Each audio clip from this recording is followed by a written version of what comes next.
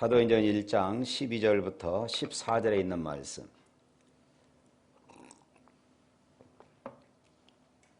다 같이 읽습니다. 제자들이 감람온이라 하는 산으로부터 예루살렘에 돌아오니 이 산은 예루살렘에서 가까워 안식일에 가기 알맞은 길이라.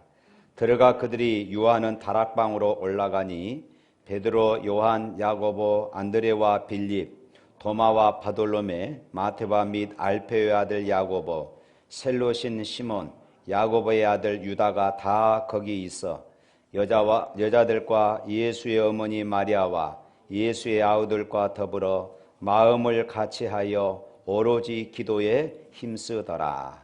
아멘. 우리 따라서 하시길 바랍니다. 내 생에 하나님의 역사가 일어나게 하자. 우리 교회에 하나님의 역사가 일어나게 하자. 우리 가정에 하나님의 역사가 일어나게 하자. 2021년도에는 우리의 생애와 우리의 가정과 그리고 우리 교회 가운데 이 같은 일들이 일어날 수 있기를 여러분 힘써서 기도할 수 있기를 축복합니다. 사도행전은 예수님이 승천하신 이후에 택하신 사도들을 통하여서 어떻게 교회가 세워지는가 하는 것들을 기록하고 있습니다. 사도행전 1장, 2장은 특별히 교회가 생기는 이런 과정들을 기록한 부분이지요. 교회의 뿌리를 찾아 올라가다 보면은 사도행전 1장, 2장을 우리가 만나게 되어지는 것입니다. 성경은 예수님을 따르던 성도 120명이 예수님께서 승천하신 이후에 예루살렘에 모여서 저녁 기도에 힘썼다고 그렇게 기록하고 있습니다. 그리고 바로 그곳에 성령이 임재하여 교회가 탄생되어진 것입니다.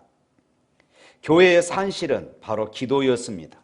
모여서 오로지 기도에 힘쓰는 중에 성령이 임하시고 그리고 교회가 그곳에 생긴 것입니다.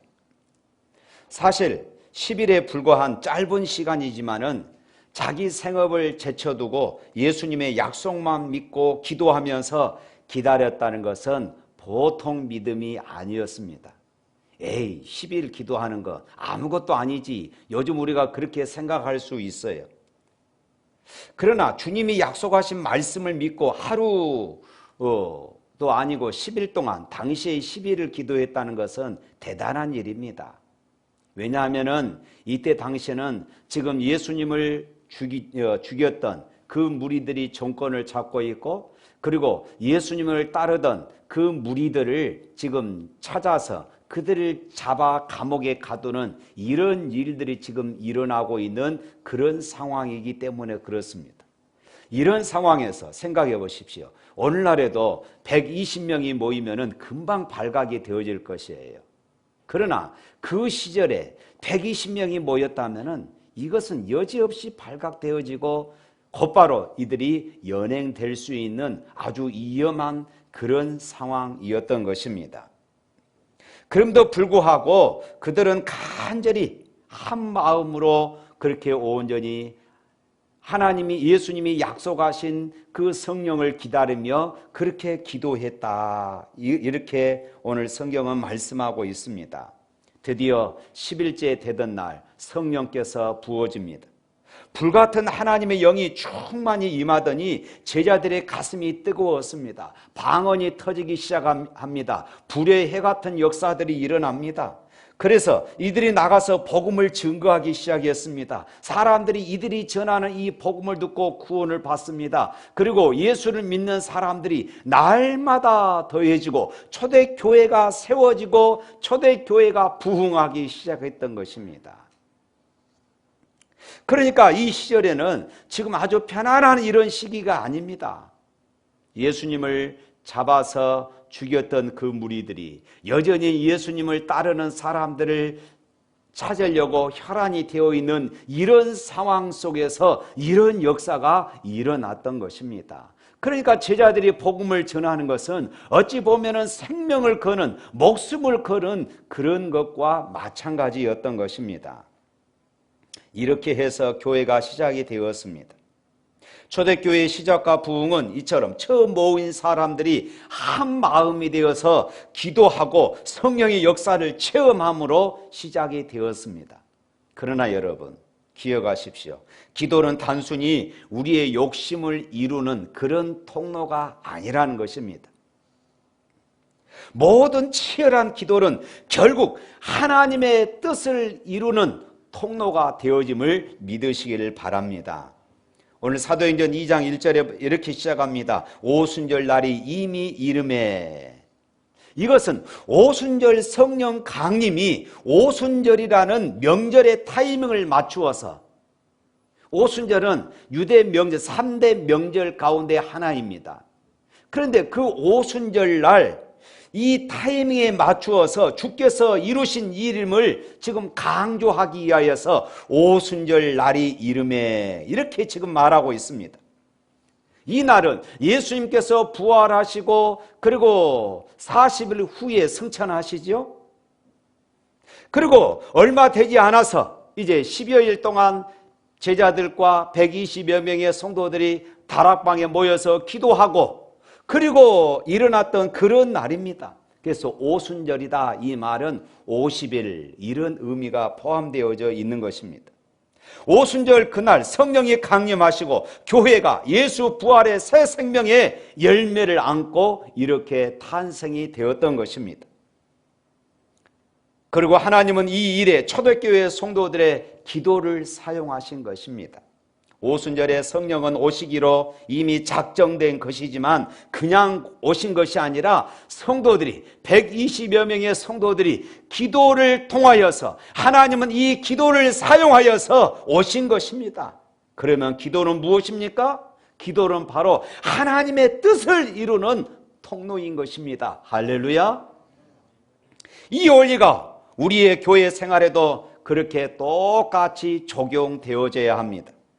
지금도 모든 교회의 일은 기도에 전혀 힘쓰는 데서 시작되어야 하고 어려움이 있을 때마다 항상 기도하는 자리로 우리가 돌아가야 하는 것입니다. 모든 교회마다 하나님께서 성령의 역사 그리고 부흥을 약속해 주셨는데 드러난 부흥이 차이가 있는 것은 바로 이 기도의 차이가 있다는 것입니다. 기독교 역사를 우리가 되돌아보면은 기도가 준비될 때에 초대교회와 같은 부흥의 역사가 끊임없이 이어져 왔음을 우리가 보게 되어집니다. 1700년대 영국에 있었던 존 웨슬리에 의한 부흥도 역시 기도의 열매였습니다.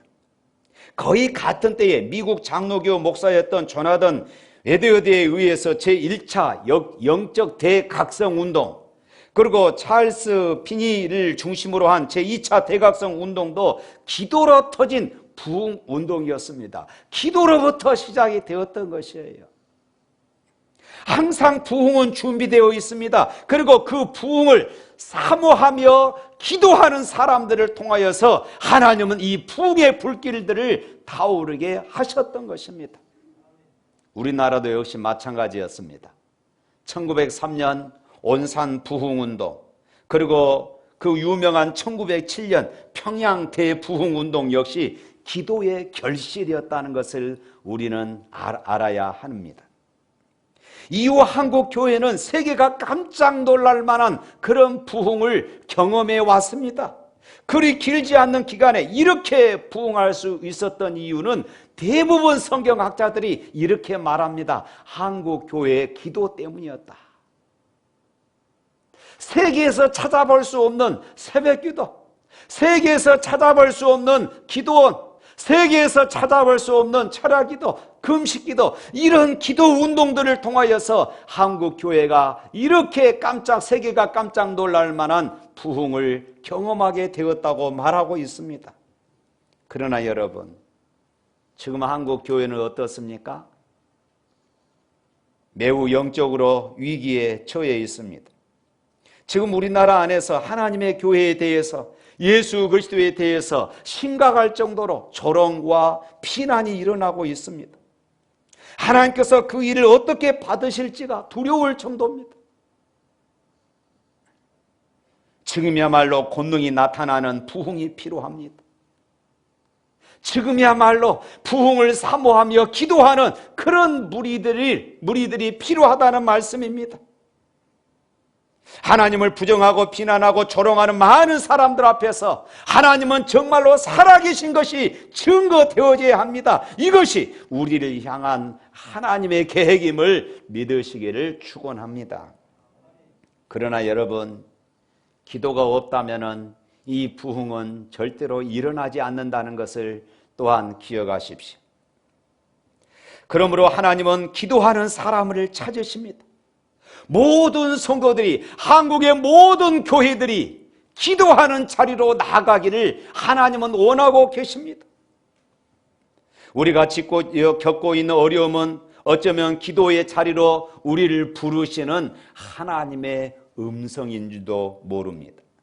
우리가 바로 분별해야 합니다. 어려움 앞에서 당황해하지 말고 분주히 돌아다니지 말고 또 환경을 원망하지 말고 우리가 기도의 자리로 나아가야 할 줄로 믿습니다. 지금 우리는 대단히 어려운 처지에 놓여 있습니다. 그 문제가 코로나19라고 하는 이 문제이든지 아니면은 경제적인 문제 같고 사회적인 문제 같고 가정적인 문제 같고 자녀의 문제 같고 그리고 건강의 문제 같지만은 영적으로 보면은 하나님께서 나를 지금 기도의 자리로 부르시고 계시는구나 믿으시기를 바랍니다. 하나님이 나를 지금 기도의 자리로 부르시는 것입니다. 기도해야 하기 때문입니다. 부흥을 사모하는 기도자들이 서야 하나님이 역사하실 수 있기 때문에 우리를 지금 기도의 자리로 부르시는 것이에요.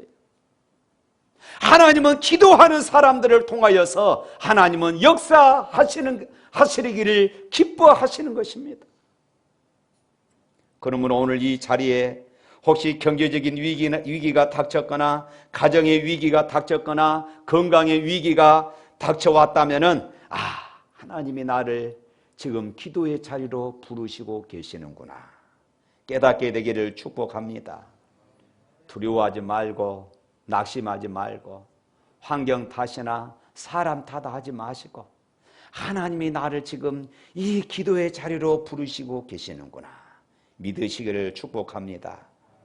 부흥은 하나님께서만 하실 수 있습니다. 그리고 하나님께서 약속하셨습니다. 그러나 기다리고만 있으면 되는 것이 아니에요. 하나님이 내 삶 가운데, 내 인생 가운데, 우리 가정 가운데, 우리의 직장과 우리의 산업 가운데 역사해 주시겠지 기다리고만 있으면 되는 것이 아니에요. 예수님께서 사도행전 1장 4절에 보면은 예루살렘을 떠나지 말라고 그렇게 명령을 하셨습니다. 이것은 당시 상황으로 보아 매우 순종하기 어려운 말씀이었습니다. 제자들에게 있어서 이 당시에 예루살렘에 머물러 있을 이유가 전혀 없었습니다. 아까 말씀드렸잖아요. 제자들이 예루살렘에 머물러 있는 것은 매우 위험한 일이었습니다. 예루살렘은 예수님을 처형했던 사람들의 세력을 잡고 있는 곳이기 때문에 제자들은 지금 가급적 빨리 예루살렘에서 피신해야 하는 것입니다. 그런데도 예수님은 예루살렘을 떠나지 말라 이렇게 말씀하셨어요. 우리 1장 4절 말씀 한번 읽어볼까요? 사도와 함께 모이사 그들에게 분부하여 이르시되 예루살렘을 떠나지 말고 내게서 들은 바 아버지께서 약속하신 것을 기다리라.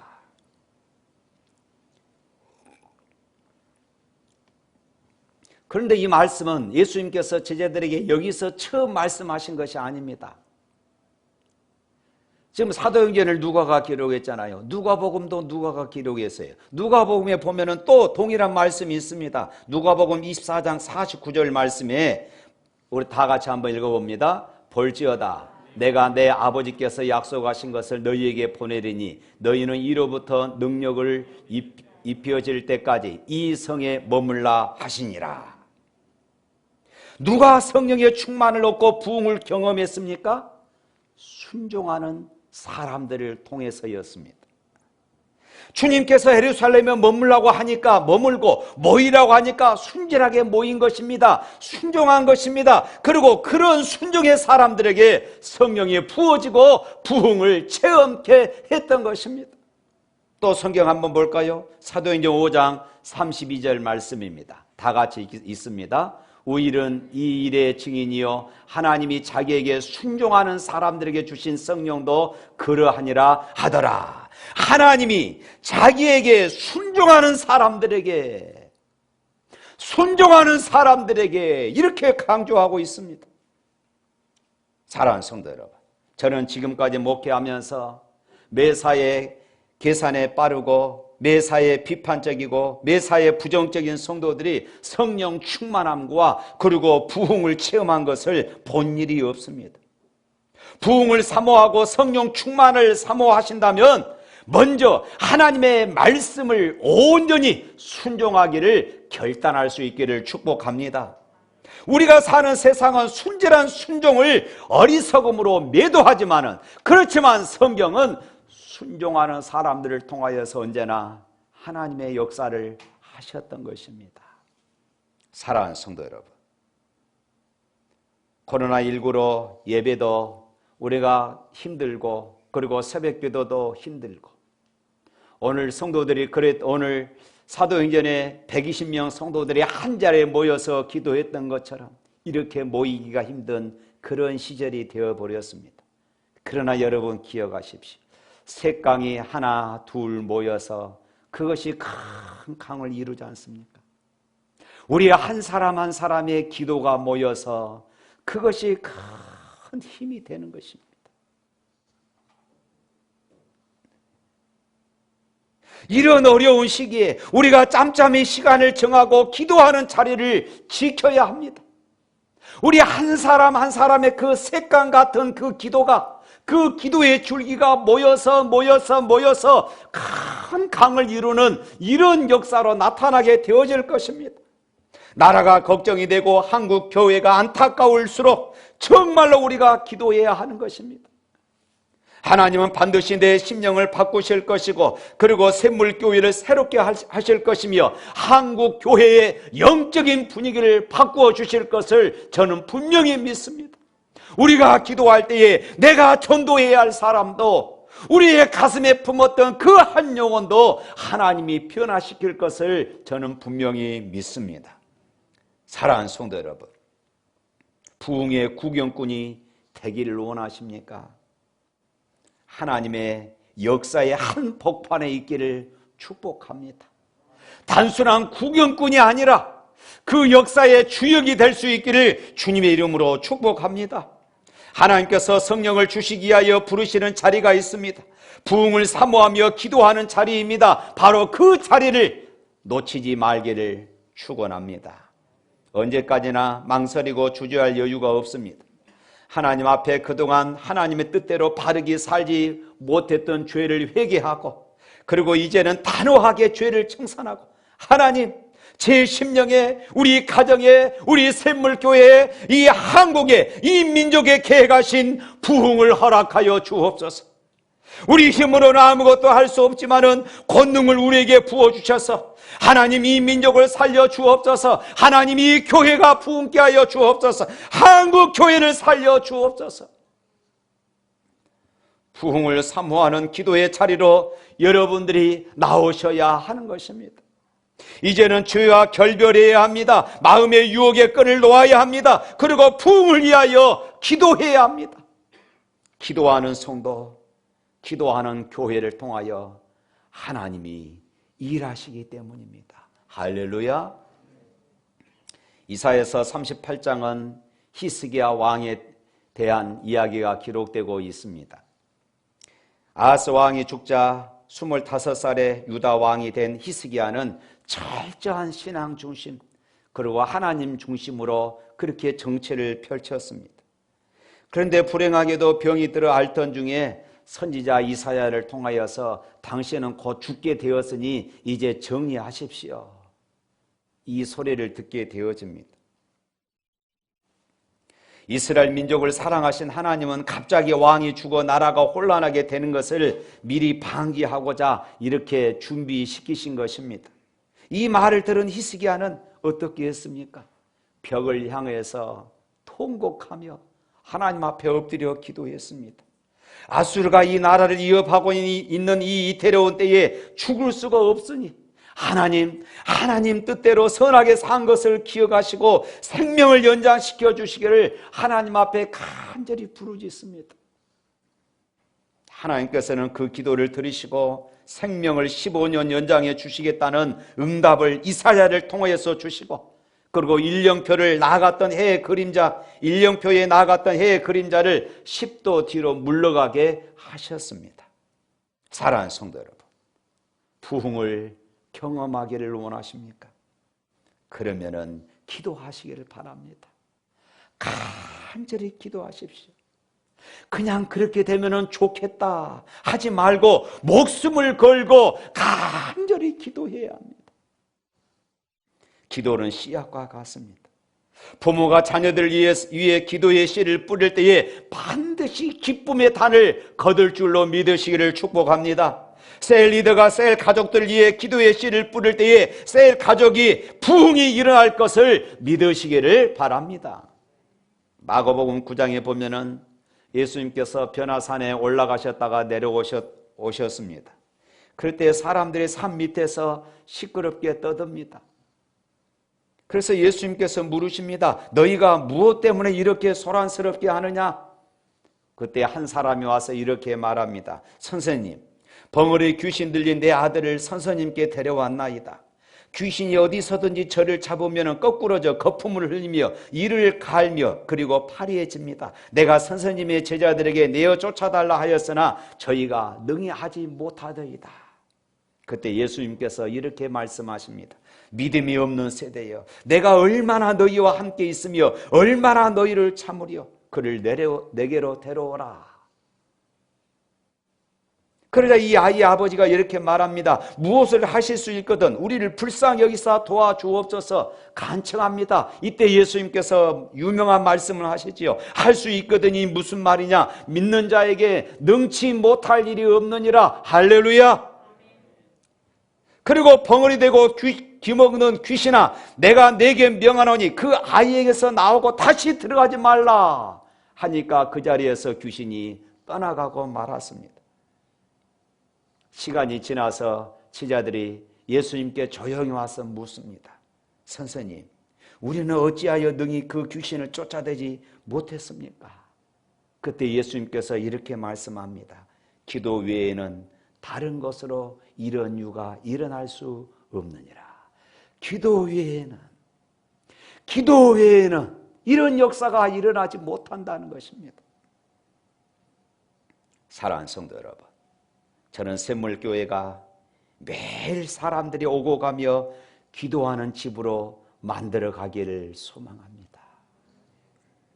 지금도 춥지만은 몇몇 분들이 교회에 나오셔서 기도하시는 분들이 계십니다. 매일 시간을 정해놓고 교회에 나와서 기도하고 가시는 분들이 계셔요. 그러나 더 많은 분들이 기도의 자리를 채울 수 있기를 바랍니다.